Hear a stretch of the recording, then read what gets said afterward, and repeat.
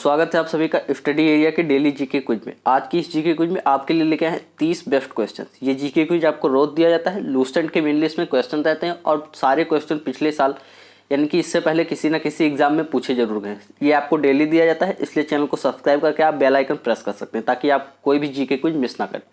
इससे पहले की जीके क्विज भी आप देख सकते हैं, एक बार चैनल पर विजिट जरूर कीजिए। चलिए दोस्तों, पहला क्वेश्चन है कि सरदार सरोवर बांध का निर्माण किस नदी पे किया जा रहा है। आपको साथ में बनाते भी चलना है कि आपको 30 में से कितना आता है, तो देखना है कि आप कितना कर पाते हैं। सरदार सरोवर बांध का निर्माण किस नदी पे किया जा रहा है, तो ये किया जा रहा है आपका नर्मदा नदी पे। नर्मदा नदी पे सरदार सरोवर बांध का निर्माण किया जा रहा है। अगला क्वेश्चन है, निम्नलिखित में से कौन सी नहर पश्चिम बंगाल में स्थित है। कौन सी नहर पश्चिम बंगाल में स्थित है, इसमें से कौन सी नहर है, तो वो है आपका ईडन गार्डन। ईडन गार्डन जो है वो आपका पश्चिम बंगाल में स्थित है। अगला क्वेश्चन देख लेते हैं, भारत में सबसे बड़ा सिंचाई की नहर का नाम क्या है। तो भारत में सबसे बड़ी सिंचाई की नहर कौन सी है आपकी, तो ये है आपकी इंदिरा गांधी नहर। इंदिरा गांधी नहर सबसे बड़ी सिंचाई की नहर है। अगला क्वेश्चन है दोस्तों, टिहरी बांध को पानी किस नदी से मिलता है। टिहरी बांध को पानी किस नदी से मिलता है, तो ये मिलता है आपका भागीरथी नदी से। किस नदी से, तो भागीरथी नदी से टिहरी बांध को पानी मिलता है। आगे सबसे बेस्ट क्वेश्चंस आपके लास्ट में मिलेंगे, तो बेस्ट क्वेश्चंस के लिए लास्ट तक बने रहिए। इजी, मॉडरेट और हार्ड तीनों लेवल के क्वेश्चन दिए जाते हैं और सारे क्विज आपके लिए इंपॉर्टेंट हैं, जरूर देखिए। नाथपा झाकरी विद्युत परियोजना कहाँ स्थित है। ये सारे क्वेश्चन किसी न किसी एग्जाम में जरूर पूछे गए हैं, तो मेक श्योर कि आप डेली देखते हैं और रोज देखते हैं। तो नाथपा झाकरी विद्युत परियोजना स्थित है आपकी हिमाचल प्रदेश में। कहाँ स्थित है, तो हिमाचल प्रदेश में नाथपा झाकरी परियोजना। अगला क्वेश्चन है दोस्तों, कंगारू, प्लेटिपस तथा कोआला भालू निम्नलिखित में से किस क्षेत्र के वन्य प्राणी। कौन सा, कंगारू, प्लेटिपस तथा कोआला भालू किस क्षेत्र के वन्य प्राणी हैं, यानी कि कहाँ ज़्यादा पाए जाते हैं, तो ये आपके पाए जाते हैं ऑस्ट्रेलिया में।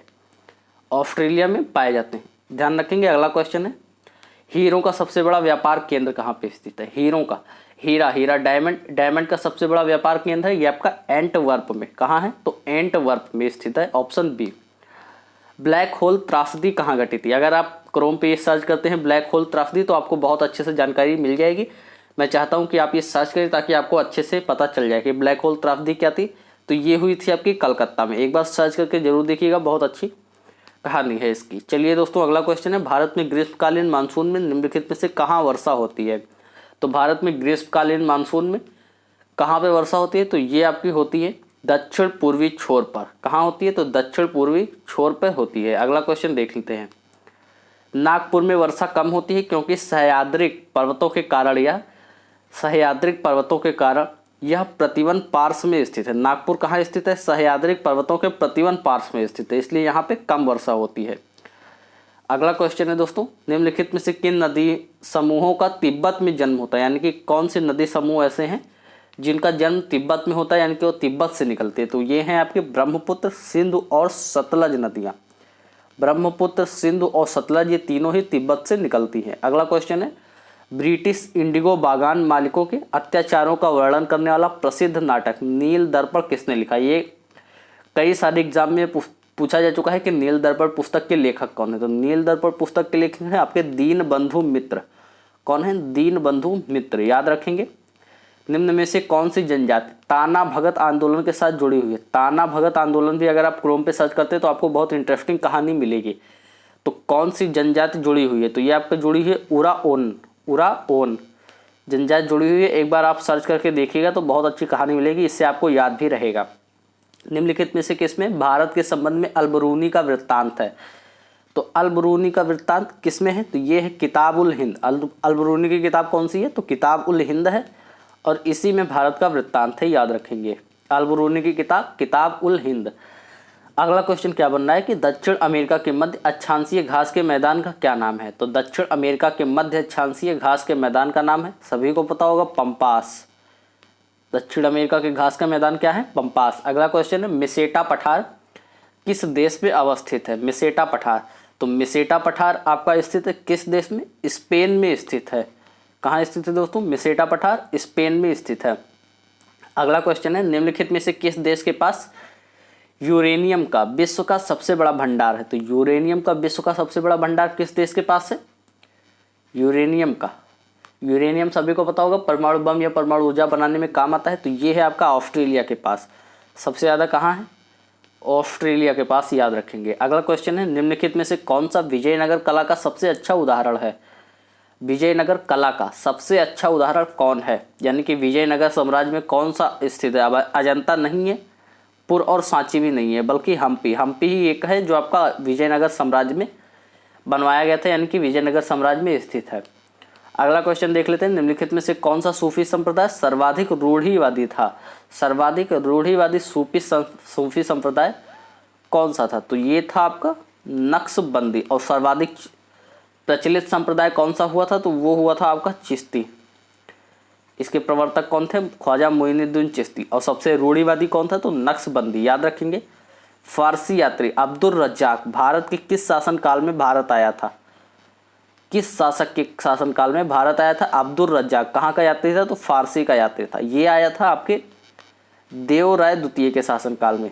देवराय द्वितीय जो कि विजयनगर साम्राज्य के शासक थे। अगला क्वेश्चन है दोस्तों, तैमूर लंग ने किस वर्ष में भारत पर आक्रमण किया था? तैमूर लंग सभी को पता होगा दोस्तों, सबसे क्रूर शासक था। किस वर्ष भारत पे आक्रमण किया था? तो तैमूर लंग ने आक्रमण किया था आपका 1398 में। कब किया था? 1398 में। अगला क्वेश्चन देख लेते हैं, निम्नलिखित में से कौन सा एक देव नृत्य है? यानी कि उसको कहा जाता है कि ये देव नृत्य है। कला एवं संस्कृति के 2 से 4 प्रश्न हर पेपर में जरूर पूछे जा रहे हैं। मेनली एसएससी की किसी भी एग्जाम में कला एवं संस्कृति के प्रश्न जरूर पूछे जाते हैं। तो कौन सा एक देव नृत्य? तो आपका कुचिपुड़ी जो है ये एक देव नृत्य है। अगला क्वेश्चन है, बिंबावती देवी किस प्रकार के नृत्य के लिए विख्यात हैं? तो बिंबावती देवी किस प्रकार के नृत्य के लिए विख्यात है? तो ये विख्यात हैं आपके मणिपुरी नृत्य के लिए। किस नृत्य के लिए? मणिपुरी नृत्य के लिए बिंबावती देवी विख्यात है। अगला क्वेश्चन है, कारागार धार्मिक लोक नृत्य किससे संबंधित है? कारागार धार्मिक लोक नृत्य किस जगह से संबंधित है, यानी कि कहाँ का लोक नृत्य है? तो कारागार जो है वो आपका तमिलनाडु का लोक नृत्य है, तमिलनाडु का। अगला क्वेश्चन है, बस्तर में डंडारी नृत्य किस त्योहार पर आयोजित होता है? बस्तर में डंडारी नृत्य किस त्योहार पर आयोजित होता है? तो ये होता है आपके होली के अवसर पे। होली के अवसर पे आपका बस्तर में डंडारी नृत्य आयोजित किया जाता है। अगला क्वेश्चन देख लेते हैं, शेखावटी के प्रसिद्ध नृत्य का क्या नाम है? शेखावटी के प्रसिद्ध नृत्य का क्या नाम है? तो ये नाम है आपका गीदड़। ऑप्शन ए राइट आंसर हो जाएगा। अगला क्वेश्चन देख लेते हैं, निम्नलिखित में से युद्ध संबंधी नृत्य कौन सा है? यानी कि जो नृत्य युद्ध कला को दर्शाता है, इनमें से कौन सा है? तो दोस्तों भांगड़ा और कथकली आपको सभी को पता होगा, ये एक अलग टाइप का नृत्य है। तो ये मेघालय का बम्बू नृत्य हो जाएगा। अगर आप थोड़ा सा माइंड भी लगाते हैं पेपर में तो भी आप अच्छे से क्वेश्चन आसानी से कर लेंगे। अगला क्वेश्चन देख लेते हैं, इकेबाना किसका जापानी रूप है? यानी कि इकेबाना जापानी किसका रूप है? युद्ध कला का, फूलों की सजावट का, आधुनिक चित्रकारी का, या इनमें से कोई नहीं। तो दोस्तों जो इकेनामा है, इकेबाना ये है आपकी फूलों को सजावट का जापानी रूप है। जापानी तरीके से फूलों की सजावट की जाती है तो उसको इकेबाना कहा जाता है। अगला क्वेश्चन है, भारत में सबसे अधिक संपत्ति वाला राज्य कौन सा है? किस राज्य के पास सबसे अधिक संपत्ति है? तो ये है आपके महाराष्ट्र के पास।